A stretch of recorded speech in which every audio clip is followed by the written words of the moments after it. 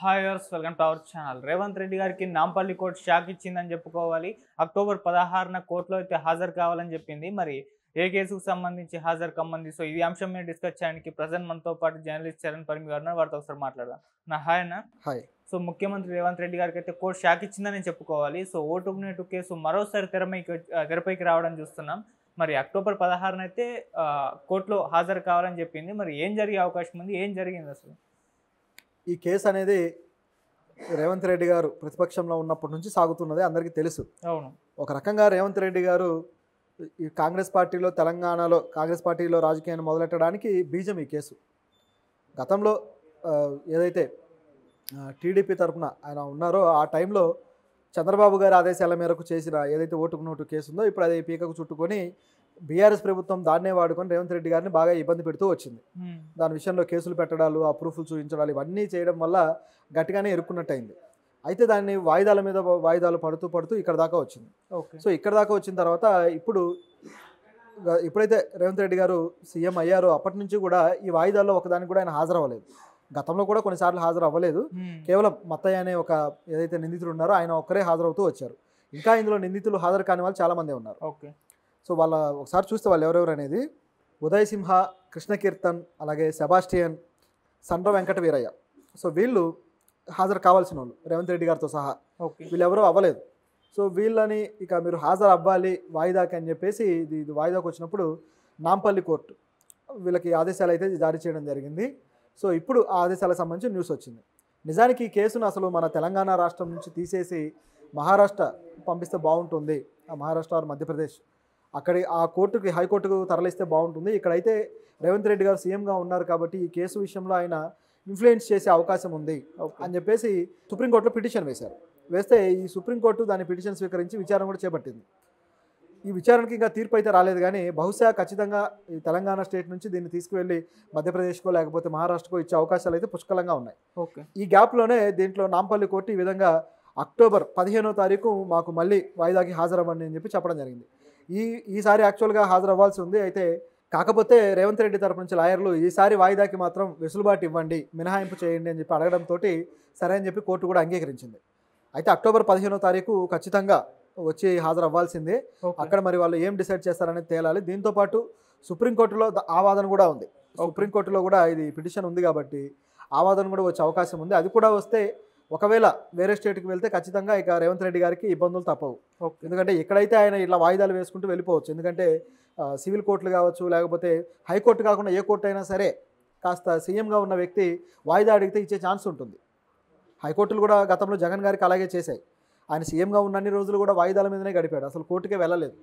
అంటే పరిపాలనా బాధ్యతలు అవి ఏవైతే ఉంటాయో వాటిని చూపించి డిప్లొమాటిక్ సంబంధించి విషయాలన్నీ కూడా అట్లా వాయిదాలు సంపాదించుకునే అవకాశం ఉంటుంది కోర్టులకి. ఇప్పుడు జగన్ కూడా అదే ఇబ్బందులు పడుతున్నాడు. వాయిదాలు ఎలా సాధించుకోవాలో అర్థం కాక మళ్ళా గులాలు పడుతున్నాడు.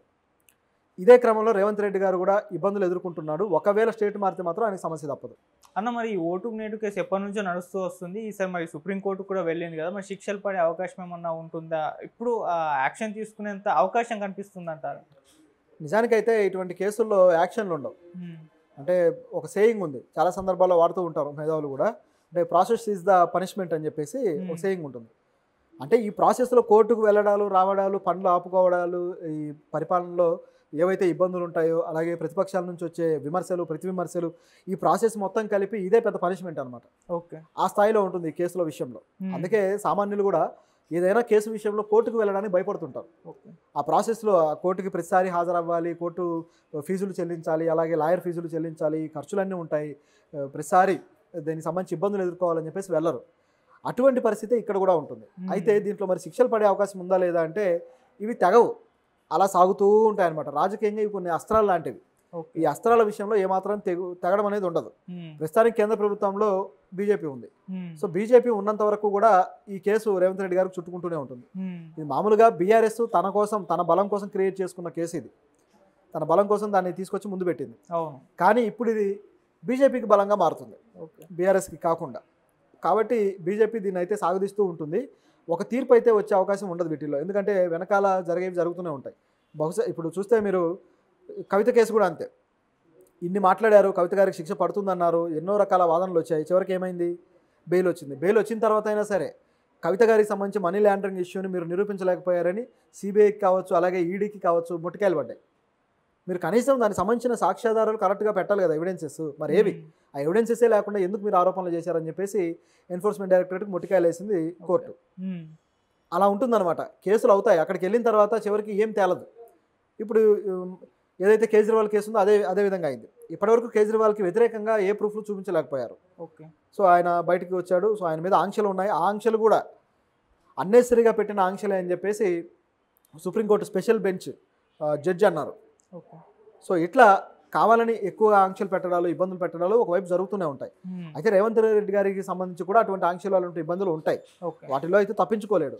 కాకపోతే తీర్పులు అనేవి రావు. ఎందుకంటే పొలిటికల్ కేసులకు సంబంధించి ఏది చూసినా అంతే, చాలా తక్కువ తీర్పులు వస్తాయి, చాలా తక్కువ విషయాల్లో.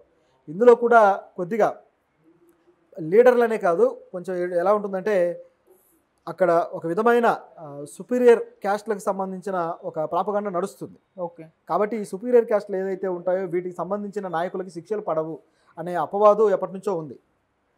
మీరు శిక్షలు పడ్డ నాయకులు చూసుకుంటే సీఎంలు అయినా సరే వాళ్ళు అప్పర్ లెవెల్ క్యాస్టుల్లో కాకుండా లోయర్ లెవెల్ క్యాస్టుల్లో ఉన్న వాళ్ళకి శిక్షలు పడ్డాయి. ఓకే. అవి కూడా అవినీతిలే, కాదని లేము, శిక్షలు పడాల్సిందే. కాకపోతే గమనించి చూసినప్పుడు ఇది కనపడుతుంది. అయితే ఇక జగన్మోహన్ రెడ్డికి పడింది కదా అని మీరు అనొచ్చు. అది కూడా ఆయన నిందితుడిగా ఉన్నప్పుడే జైల్లో ఉన్నాడు. ఆయనకు ప్రత్యేకంగా ఏదైతే కన్విక్షన్ ఇంకా రాలేదు. ఆ కన్విక్షన్ తీసుకోవాలి అంటే అది ఇక ఇప్పుడు అయ్యే ప్రాసెస్ కాదు. సో ఈ పద్ధతిలో వెళ్ళిపోతూ ఉంటాయి. ఇప్పుడు రేవంత్ రెడ్డి గారు ఫర్దర్గా ఎటువంటి స్టెప్స్ తీసుకుంటారన్న అది తేలదు. అదే అంటున్నా. నాంపల్లి కోర్టు మళ్ళీ అక్టోబర్ 15 విచారణకు వెళ్తే ఆ కోర్టు ఎటువంటి స్టెప్ తీసుకుందనే చూడాలి.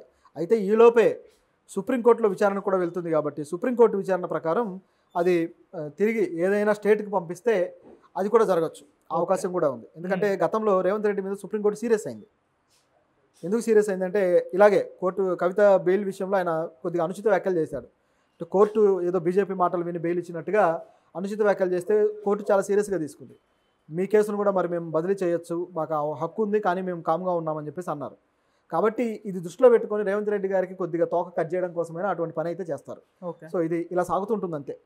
బీఆర్ఎస్ వాళ్ళు అయితే ఎక్కువగా దీన్ని ప్రమోట్ చేసుకోవడం అంటే వాళ్ళకి తగ్గట్టుగా విమర్శకంగా ఎక్కువగా ఫోకస్ చేస్తున్నారు. ఇప్పుడు ఇది అది కూడా పని చేయట్లేదు. బీఆర్ఎస్కి ఇది గతంలో ఆయుధంగా పనికొచ్చింది కానీ ఇప్పుడు అది పనికి రావట్లేదు. ఎందుకంటే ఈ కేసు విషయంలో రేవంత్ రెడ్డి సీఎం అయిన తర్వాత ఇప్పుడు ఆయన సీఎం కాకముందు కేసు ఇది అయినా సరే ఆ వ్యక్తి సీఎం అయ్యాడంటే అర్థం ఏంటి? ప్రజలు ఈ కేసును లైట్ తీసుకున్నారని.